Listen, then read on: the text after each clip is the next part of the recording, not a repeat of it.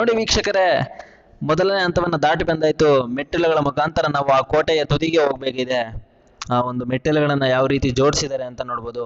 ಹಾಗೆ ಆ ಬೆಟ್ಟದ ಸೀನಿಯರಿ ಅಂತ ನಾನು ನೋಡ್ಬೋದು. ಏನಂದ್ರೆ ದೃಶ್ಯಾವಳಿಗಳನ್ನ ನೋಡ್ಬೋದು ನೀವು, ಎಷ್ಟು ಚೆನ್ನಾಗಿ ಅದಿದೆ ಅಂದ್ರೆ ಆ ಪ್ರಕೃತಿ ಸೌಂದರ್ಯವನ್ನ ಸವಿಬೋದು ಆ ಬೆಟ್ಟ ಗುಡ್ಡಗಳ ಮಧ್ಯೆ. ನೆಕ್ಸ್ಟು ಆ ಮೆಟ್ಟಿಲುಗಳನ್ನ ನೋಡ್ಬೋದು. ಆ ಮೆಟ್ಟಿಲುಗಳು ಯಾವ ರೀತಿ ಕಟ್ಟಿದ್ದಾರೆ ಅಂದ್ರೆ, ಈಗಿನ ಕಾಲದಲ್ಲಿ ನಾವು ಸಿಮೆಂಟ್ ಕಾಂಕ್ರೀಟ್ ಅನ್ನ ಬಳಸಿ ಕಟ್ತೀವಿ, ಅವರು ಮಣ್ಣಿನಿಂದನೇ ಕಟ್ಟಿದ್ದಾರೆ. ಸೂಪರ್ ಆಗಿದೆ.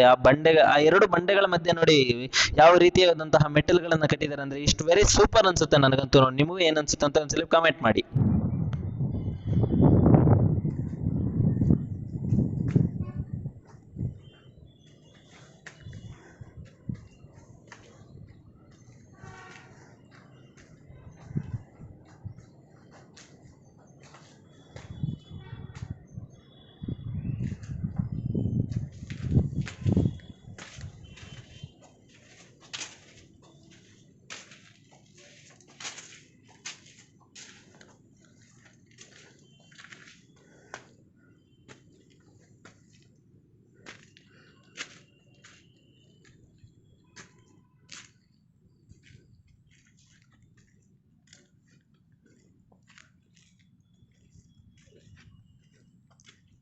ನೋಡಿ ಫ್ರೆಂಡ್ಸ್, ಇಲ್ಲಿ ನೋಡ್ಬೋದು ಬ್ಲ್ಯಾಕ್ ಆಗಿಬಿಟ್ಟಿದೆ. ಅಂದರೆ ಯಾವಾಗಲೂ ಫೈರ್ ಬಿದ್ದಿದೆ. ಫೈರ್ ಬಿದ್ದು ಸುಮಾರು ಒಂದು ಈ ಜಾಗದಲ್ಲಿ ಒಂದು ಅರ್ಧ ಜಾಗ ಸುಟ್ಟೋಗ್ಬಿಟ್ಟಿದೆ ಸ್ನೇಹಿತರೆ. ಅದಕ್ಕೆ ನೀವು ಅಂದರೆ ನಾನು ಹೆಂಗೆ ಗೊತ್ತಾ ಹೇಳ್ತೀನಿ, ಈ ಥರ ಬೆಟ್ಟಗಳಿಗೆಲ್ಲ ಬಂದಾಗ ಹುಷಾರಾಗಿರಬೇಕು. ಜೊತೆಗೆ ನಾವು ಎಲ್ಲೇ ಹೋಗಲಿ ಅಲ್ಲಿರೋ ಸುತ್ತಮುತ್ತ ಯಾವುದೇ ಜೀವ ಜಂತುಗಳಿಗಾಗಲಿ ಪ್ರಕೃತಿಗಾಗಲಿ ನಾವು ಹಾನಿ ಮಾಡಬಾರ್ದು. ಯಾಕೆ ಗೊತ್ತಾ, ನೋಡಿ ಇಲ್ಲಿ ಎಷ್ಟು ಸುಟ್ಟೋಯ್ತು, ಇಲ್ಲಾಂದರೆ ಇಲ್ಲಿ ಎಷ್ಟು ಹಸಿರು ಆಗಿ ಎಷ್ಟು ಚೆನ್ನಾಗಿರ್ತಿತ್ತು ಅಂತ ಅಂದ್ಬಿಟ್ಟು. ಸೊ ನಾನು ನಮ್ಮ ಪ್ರೇಕ್ಷಕರಿಂದ ಒಂದು ಕಳಕಳೆಯ ವಿನಂತಿ ಮಾಡ್ಕೊತೀನಿ. ಏನಂತಂದರೆ, ಇಂಥ ಕಡೆ ಎಲ್ಲ ಬಂದರೆ ನೀವು ಪ್ಲೀಸ್ ನೀವು ಬಂದು ಹಾನಿ ಮಾಡಬೇಡಿ ಅಂತ ಕೇಳ್ಕೊತೀನಿ.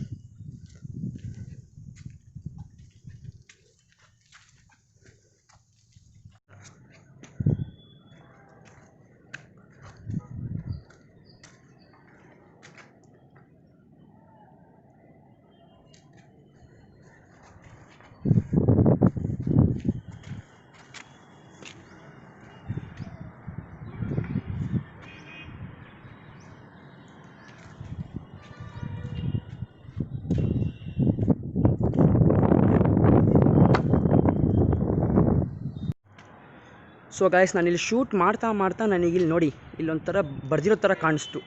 ಇಲ್ಲೂ ಅಲ್ಲ ಫ್ರೆಂಡ್ಸ್, ಸುಮಾರು ಕೆಳಗಡೆ ಎಲ್ಲ ಬರ್ದಿರೋ ಥರ ಕಾಣಿಸ್ತು. ಬಟ್ ಅವಾಗ ನಾನು ಕವರ್ ಮಾಡೋದು ಮರ್ತೋಗ್ಬಿಟ್ಟೆ. ಬಟ್ ಈಗ ಕವರ್ ಮಾಡ್ತೀನಿ ನೋಡಿ ಫ್ರೆಂಡ್ಸ್. ಈ ಥರ ಎಲ್ಲ ಬರಿಬೇಡಿ ಫ್ರೆಂಡ್ಸ್. ಯಾಕೆ ಗೊತ್ತಾ, ಅಂದರೆ ನಿಮಗೇನೋ ಒಂಥರ ಉಲ್ಲಾಸ ಥರ ಆಗ್ಬೋದು.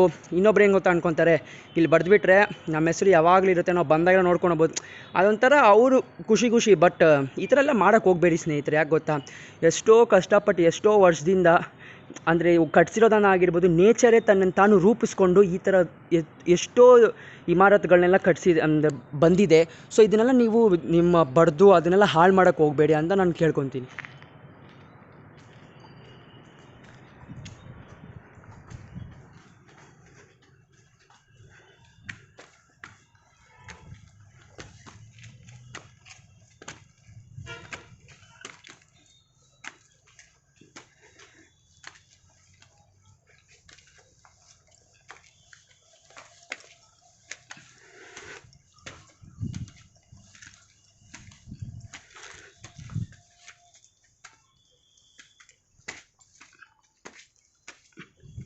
ನೋಡಿ ಸ್ನೇಹಿತರೆ, ಅಲ್ಲಿ ಯಾವ ರೀತಿಯಂತಹ ಕೋಟೆಯನ್ನ ಕಟ್ಟಿದ್ದಾರೆ ಅಂದ್ರೆ ವೆರಿ ಸೂಪರ್ ಅಂತ ಅನ್ಸುತ್ತೆ. ಆ ಬೆಟ್ಟದ ಸೌಂದರ್ಯವನ್ನ ಸವಿಯುತ್ತಾ ಆ ಕೋಟೆಯನ್ನ ನೋಡ್ಬೋದು ನೀವು. ಆ ಬಂಡೆಗಳ ಮೇಲೆ ಆ ರೀತಿ ಕೋಟೆಯನ್ನ ಕಟ್ಟಿದ್ದಾರೆ ಅಂದ್ರೆ ವೆರಿ ಸೂಪರ್ ಅನ್ಸುತ್ತೆ. ನೆಕ್ಸ್ಟ್ ನೋಡಿ, ಅಲ್ಲಿ ಹೈದರಾಲಿ ಕಾಲದಲ್ಲಿ ಒಂದು ಸ್ಮಾರಕ ತರದ ಒಂದು ಬಾಗಿಲನ್ನ ಕಟ್ಟಿಸಿದ್ದಾರೆ. ಅದು ತುಂಬಾ ಚೆನ್ನಾಗಿದೆ ಅನ್ಸುತ್ತೆ.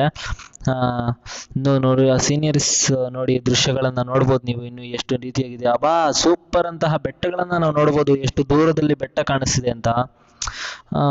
ಒಳ್ಳೆಯ ಸೌಂದರ್ಯವನ್ನ ಸವಿಬೋದು ನೀವು ಮಧುಗಿರಿ ಬೆಟ್ಟಕ್ಕೆ ಬಂದ್ರೆ. ಯಾವಾಗಾದ್ರೂ ಬಂದಾಗ ಒಂದ್ಸಲಿ ವೀಕ್ಷಣೆ ಮಾಡಿ ಹೋಗಿ. ಇಂತಹ ಒಂದು ದೃಶ್ಯಗಳನ್ನ ನಾವು ಯಾವತ್ತು ಮರಿಬಾರ್ದು. ಐತಿಹಾಸಿಕ ನೆಲೆಗಳನ್ನ ನಾವು ಯಾವತ್ತು ಇದು ಮಾಡಬಾರ್ದು ಅಂತ. ಅಂದ್ರೆ ಮುಂದೆ ನೋಡಿ ಇದು ಕಾಣಿಸುತ್ತೆ ನೋಡಿ, ಯಾವುದೋ ಕೋಟೆಯನ್ನ ಯಾವ ರೀತಿ ಕಲ್ಲುಗಳಿಂದ ಬಾಗಿಲದ ರೀತಿ ಕಟ್ಟಿದಾರಂತೆ. ಅದೊಂದು 4 ಇಂದ 5ನೇ ಲೇಯರ್ ಇರ್ಬೋದು ಅನ್ಸುತ್ತೆ. ಚೆನ್ನಾಗಿ ಕಟ್ಟಿದ್ದಾರೆ ನೋಡಿ. ಅದು ಯಾವ ರೀತಿ ಕಲ್ಲುಗಳನ್ನ ಜೋಡಿಸಿರೋದು ನೋಡಿ. ನಾವು ಈಗಿನ ಕಲ್ಲುಗಳ ಮಧ್ಯೆ ಸಿಮೆಂಟ್ ಹಾಕಿ ಕಾಂಕ್ರೀಟ್ ಮಾಡಿದ್ರು ಕೂಡ ಕಲ್ಲುಗಳು ಅಷ್ಟೊಂದು ಚೆನ್ನಾಗಿರುತ್ತೆ ಅನ್ಸಲ್ಲ ನೋಡಿ. ಆದ್ರೂ ಎಷ್ಟು ಸೂಪರ್ ಆಗಿದೆ ಅನ್ಸುತ್ತೆ. ನಿಮಗೆಲ್ಲ ಒಳಗಡೆ ಹೋಗೋಣ, ಒಳಗಡೆ ಇನ್ನೂ ಏನೇನಿದೆ ಅಂತ ನೋಡ್ಬೋದು. ಚೆನ್ನಾಗೇ ಇದೆ ಅನ್ಸುತ್ತೆ. ತೋರಿಸ್ತಾರೆ ನೋಡಿ ನಮ್ಮ ಮಂಜುನಾಥರಾವ್ ಅವರು ಯಾವ ರೀತಿ ದೇವಸ್ಥಾನದ ಮೆಟ್ಟಿಲುಗಳಿದ್ದಂಗಿದೆ. ಮುಂದೆ ದೇವಸ್ಥಾನ ಒಂದು ಇರಬಹುದಾ ಅಂತ ನನ್ನ ಒಂದು ನಂಬಿಕೆ ಇದೆ. ನೋಡೋಣ, ಇರಬಹುದಾ ಅಂತ ಅನ್ಕೊಂತೀನಿ. ಯಾಕೆ ಗೊತ್ತಾ ಸ್ನೇಹಿತರೆ, ಮೊದಲು ಬಂದ್ಬಿಟ್ಟು ಇದು ಹೈದರಾಲಿ ಟೈಮಲ್ಲಿ ಇದನ್ನ ಎಕ್ಸ್ಪ್ಯಾಂಡ್ ಮಾಡಿದವರು, ಅಂದ್ರೆ ಅದಕ್ಕಿಂತ ಮುಂಚೆ ಬಂದು ನಮ್ಮ ರಾಜರು ಕಟ್ಸಿದ್ದು. ಅದಕ್ಕೆ ಇದು ಜಾಸ್ತಿ ದೇವಸ್ಥಾನ ಥರನೇ ಶೇಪ್ಗಳೈತೆ, ಎಲ್ಲ ಮೇಲೆ ಗೋಳಾಕಾರ ಥರ ಎಲ್ಲ ಆಸ್ ಇಟ್ ಈಸ್ ಐತೆ. ಆದರೆ ಆಮೇಲೆ ಈ ಹೈದರಾಲಿ ಕಾಲದಲ್ಲಿ ಬಂದು ಹೈದರಾಲಿ ಅವರು ಎಕ್ಸ್ಪ್ಯಾಂಡ್ ಮಾಡಿದ್ರು. ಅಂದರೆ ಇದನ್ನ ಯಾವುದೋ ಧ್ವಂಸ ಮಾಡಕ್ ಹೋಗಿಲ್ಲ, ಬಟ್ ಇದ್ದಿದ್ದನ್ನೇ ಆಲ್ಟ್ರೇಷನ್ ಮಾಡಿದ್ರು. ಅಂದರೆ ಸ್ವಲ್ಪ ಹೇಳ್ತಾರೆ ಹಿಸ್ಟ್ರಿಲಿ, ಸ್ವಲ್ಪ ದೇವಸ್ಥಾನಗಳನ್ನೆಲ್ಲ ಮಸೀದಿ ಥರ ಮಾಡಿಬಿಟ್ರು ಅಂತ ಅಂದ್ಬಿಟ್ಟು. ಬಟ್ ಅದಕ್ಕೆಲ್ಲ ಪುರಾವೆಗಳಿದೆ ಅಂತ ನಾನು ಅನ್ಕೊಳೋದಿಲ್ಲ, ಬಿಕಾಸ್ ನನಗೂ ಅದ್ರ ಬಗ್ಗೆ ಗೊತ್ತಿಲ್ಲ. ಸುಳ್ಳು ಇನ್ಫಾರ್ಮೇಷನ್ ನಾವು ಹೇಳೋಕ್ಕೆ ಇಷ್ಟಪಡೋದಿಲ್ಲ. ಆಮೇಲೆ ನೀವು ನೋಡ್ಬೋದು ನೋಡಿ, ಇದೆಲ್ಲ ದೇವಸ್ಥಾನ, ಹಳೆಯ ಕಾಲದ ದೇವಸ್ಥಾನ ಮಂಟಪಗಳು ನೋಡಿ. ನಾಲ್ಕು ಪಿಲ್ಲರ್ಗಳು ನಿಮಗೆ ಆ ಕಡೆ ಈ ಕಡೆ ಎಲ್ಲ ಕಡೆ ಪಿಲ್ಲರ್ಸ್ಗಳು ಕಾಣಿಸುತ್ತೆ ಮೇಲ್ಗಡೆ. ಹಂಗೆ ನೀವು ಮುಂದೆ ಹೋಗ್ತಿರೋ ಕೂಡ ಎಲ್ಲ ನೋಡಿ, ಇದೆಲ್ಲ ದೇವಸ್ಥಾನ ಪಿಲ್ಲರ್ಸ್ಗಳೇ. ಹೈದರಾಲಿ ಕಾಲದಲ್ಲಿ ಇದನ್ನು ಎಕ್ಸ್ಪ್ಯಾಂಡ್ ಮಾಡಿದ್ರು, ಅಂದರೆ ವಿಸ್ತಾರ ಮಾಡಿದ್ರು ಎಲ್ಲ ಕಡೆ. ಅಂದರೆ ಈ ದೂರದಲ್ಲಿ ನಿಂತು ನೋಡ್ತಿದ್ರು ಕೂಡ ಇದು ಹೈದರಾಲಿ ಕೋಟೆನೇ ಅಂತ ಎಲ್ಲರಿಗೂ ಅನ್ನಿಸ್ತಿ, ಆ ಥರ ಮಾಡ್ತಿದ್ರು. ಈ ಕಡೆ ನೀವು ನೋಡ್ಬೋದು ನೋಡಿ, ಈ ಪೂರ್ತಿ ಈ ಥರ ಇದೆ. ಅಲ್ಲಿ ನಮ್ಮ ಚಿಕ್ಕದು ನಿಮಗೆ ಕಾಣಿಸಿರ್ಬೋದು. ಅದು ಇವಾಗ ನಿಮಗೆ ಎಷ್ಟೊಂದು ಕಡೆ ಬೆಂಗಳೂರು ಕಡೆ ಎಲ್ಲ ಕಡೆ ನೋಡ್ತಿರೋ ದೇವಸ್ಥಾನಗಳು, ಅಲ್ಲಿ ಒಂದು ಚಿಕ್ಕ ಇದ್ರ ಒಳಗಡೆ ಗಣೇಶ ವಿಗ್ರಹಗಳು ಇಕ್ತಾರಲ್ಲ, ಆ ಥರ ಐತೆ. ಅಂದರೆ ಇದರಲ್ಲೇ ಗೊತ್ತಾಗುತ್ತೆ ಇವೆಲ್ಲ ಬಂದು ನಮ್ಮ ಹಿಂದೂ ರಾಜರು ಕಟ್ಸಿದ್ದು. ಎಷ್ಟು ಚೆನ್ನಾಗಿ ಆವಾಗಿತ್ತು ಆ ಶೈಲಿ, ಆ ಕಟ್ಸೋದು, ಆರ್ಕಿಟೆಕ್ಚರ್ ಎಲ್ಲ ಎಷ್ಟು ಚೆನ್ನಾಗಿತ್ತು ಅಂತ ಅಂದ್ಬಿಟ್ಟು. ನೋಡಿ ನಮ್ಮ ಫ್ರೆಂಡ್ ಅಲ್ಲಿ ಎಲ್ಗೋ ಹೋಗ್ತಿದ್ದಾನೆ ಒಳಗಡೆ, ನನಗೆ ಕಾಣಿಸ್ತಿಲ್ಲ ಎಲ್ಗೋ ಹೋಗ್ತಿದ್ದಾನೆ ಅಂತ ಅಂದ್ಬಿಟ್ಟು. ನೋಡಿ ಹೋಗ್ತಿದ್ದಾನೆ. ಆಮೇಲೆ ನೋಡ್ಬೋದು ಇಲ್ಲಿ ನೀವು ಮೇಲ್ಗಡೆ, ನೀವು ಮೇಲೆ ಪೂರ್ತಿ ಎಂಡಲ್ಲಿ ನಿಮಗೆ ಕೋಟೆ ತರ ಕಾಣಿಸ್ತಿದೆ. ಬನ್ನಿ ಆ ಕೋಟೆ ಕೂಡ ನೋಡೋಣ ನೀಟಿಗೆ. ನೋಡಿ ಆ ಒಂದು ಎಷ್ಟು ಚೆನ್ನಾಗಿದೆ ಅಂತ ನಮ್ಮ ಮಂಜುನಾಥರವರು ಮುಂದೆ ಏನು ಹೇಳಿದ್ರು ಅಂತ ಗೊತ್ತಿಲ್ಲ. ಆದರೆ ನಾನು ಇವಾಗ ನಿಮಗೊಂದು ಇಂಟ್ರೆಸ್ಟಿಂಗ್ ವಿಷಯವನ್ನ, ಅಂದರೆ ಇಂಟ್ರೆಸ್ಟಿಂಗ್ ಇರೋದನ್ನ ನೋಡಿಸ್ತೀನಿ ನೋಡಿ. ನಾವು ಬೆರಳು ತೋರಿಸ್ತಿದ್ದೀನಿ ಯಾವ ರೀತಿ ಆ ಬೆಟ್ಟಗಳ ಮೋಡಗಳ ಮಧ್ಯೆ ಒಂದು ಆಕಾಶ ಭೂಮಿ ಒಂದಾಗಿದೆಯೇನೋ ಅಂತ ಕಾಣಿಸುತ್ತೆ. ಅದರ ಮುಖಾಂತರ ಮುಂದೆ ನೋಡೋಣ ಎಷ್ಟು ಚೆನ್ನಾಗಿದೆ ನೋಡಿ. ಅದು ಸೀನರಿ ವಾವ್, ಸೂಪರ್ ಅನ್ಸುತ್ತೆ. ನೋಡಿ ಬಲಗಡೆ ಬಂದ್ರೆ ನೋಡೋಣ ಎಷ್ಟು ರೀತಿಯಾಗಿ ಗಿಡಗಳ ಒಂದು ಇದಿದೆ. ನೆಕ್ಸ್ಟ್ ಇಲ್ಲಿ ನೋಡಿ, ಇದು ಒಂದು ಏನದು ಹೊರಗಡೆ ಬರೋದಕ್ಕೆ ನೀರು ಹರಿಯುವ ಜಾಗ ಅಂತಾನೆ ಹೇಳ್ಬೋದು. ಅದಾದ ನೀರು ಹರಿಯುವ ಜಾಗ, ಹೌದು ನೀರು ಹರಿಯುವ ಜಾಗ. ಗಿಡಗಳೆಲ್ಲ ಬೆಳ್ಕೊಂಡಿದೆ, ಕಾಣಿಸ್ತಿಲ್ಲ ನಮಗೆ.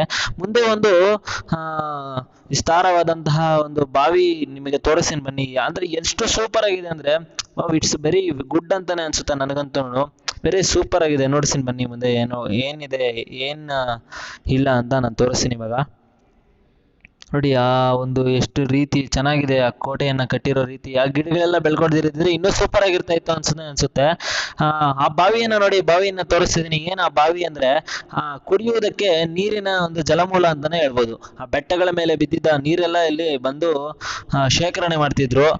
ಆ ರೀತಿಯಾದಂತಹ ಒಂದು ಇದು. ನೆಕ್ಸ್ಟ್ ಅದನ್ನ ಕುಡಿಯೋದಕ್ಕೆ ಚೆನ್ನಾಗಿ ಬೆಳೆಸಿದ್ರು. ಅಂದ್ರೆ ನೋಡಿ, ಅದಕ್ಕೆ ನಾನು ಬೆರಳು ಮಾಡಿ ತೋರಿಸ್ತಿದ್ದೀನಿ ಯಾವ ರೀತಿ ಏನೇನಿದೆ ಅಂತ. ಅಲ್ಲಿ ಒಂದು ಮನೆಯ ಗೃಹಿಣಿಯರು ಏನಿರ್ತಾರೆ, ಆ ಗೃಹಿಣಿಯರು ನೀರನ್ನ ತರೋದಕ್ಕೆ ಬಳಸ್ತಾ ಇದ್ದಂತ ನೀರನ್ನ ಇಲ್ಲಿಂದನೇ ಮನೆಗಳಿಗೆ ತಗೊಂಡು ಹೋಗ್ತಿದ್ರು ಅಂತ ನೀವು ತಿಳ್ಕೊಳ್ಬೇಕು. ಆ ಸೀನರಿ ಎಷ್ಟು ಚೆನ್ನಾಗಿದೆ ನೋಡಿ, ವೆರಿ ಸೂಪರ್ ಅನ್ಸುತ್ತೆ. ಇದಕ್ಕೆ ಮೆಟ್ಲುಗಳು ಕೂಡ ಇದೆ ಕೆಳಗಡೆ, ನೋಡಿಸ್ತೀನಿ. ಮತ್ತೆ ಮೆಟ್ಲುಗಳಿಂದ ಇಳಿದು ಒಳಗಡೆ ಏನಿದೆ ಅಂತ ತೋರಿಸ್ತೀನಿ ನಿಮಗೆ. ನೀವು ಅನ್ಕೋಬಾರ್ದು ಏನಪ್ಪ ಇವರು ಮೇಲ್ಮೇಲೆನೆ ತೋರಿಸ್ತಾರೆ ಅನ್ನೋ ಅಷ್ಟು ಇದ್ರಲ್ಲಿ ಇರಬಾರ್ದು ನೀವು. ನಾನು ಎಲ್ಲಾನು ನಿಮಗೆ ತೋರಿಸ್ತೇನೆ. ನಮ್ಮ ಮಂಜುನಾಥರಾವ್ ಅವ್ರ ಜೊತೆ ಕರ್ಕೊಂಡೋಗಿ ಅವ್ರನ್ನ ಕೆಳಗಡೆ ಇಳಿಸಿ ತೋರಿಸ್ತೀನಿ ನಾನು ಯಾವ ರೀತಿ ಅದಿದೆ ಅಂತ ಬಿಟ್ಟು. ಸೂಪರ್ ನೋಡಿ. ಆ ಲೇಯರ್ ನೋಡ್ಬೋದು ನೀವು. ಅವರು ನಮ್ಮ ಮಂಜುನಾಥರಾವ್ ಅವ್ರು ತೋರಿಸಿದ್ದಾರೆ ಬೆರಳು ಮಾಡಿ. ಆ ಲೇಯರ್ ನೋಡಿ ಎಷ್ಟು ಚೆನ್ನಾಗಿದೆ ಕಟ್ಟಿರೋದು. ಅದು ಮಣ್ಣಿಂದ ಮುಚ್ಚಿಬಿಟ್ಟಿದೆ. ಅದು ಮಣ್ಣು ಮುಚ್ಚದೇ ಇದ್ದಿದ್ರೆ ಇನ್ನೂ ದೊಡ್ಡದಾಗಿರ್ತಾ ಇತ್ತು ಅಂತ ಅನ್ಸುತ್ತೆ.